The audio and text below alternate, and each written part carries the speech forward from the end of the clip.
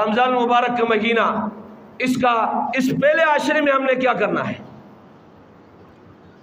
نبی اکرم صلی اللہ علیہ وآلہ وسلم کا فرمان ہے اولُهُ رحمہ، اس کا پہلا عشرہ یہ رحمت کا عشرہ ہے، وَأَوْسَطُهُ مغفرہ، اور درمیانی عشرہ جو ہے وہ مغفرت کا ہے، وَآخِرُهُ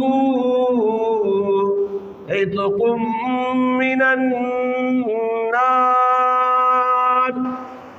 اور آخری عشرہ یہ جہنم سے خلاصی کا ہے۔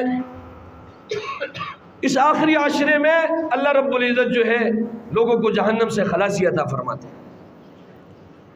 تو یہ رحمت کا عشرہ ہے، اور رب کائنات سے ہم نے رحمت طلب کرنی ہے اس عشرے میں۔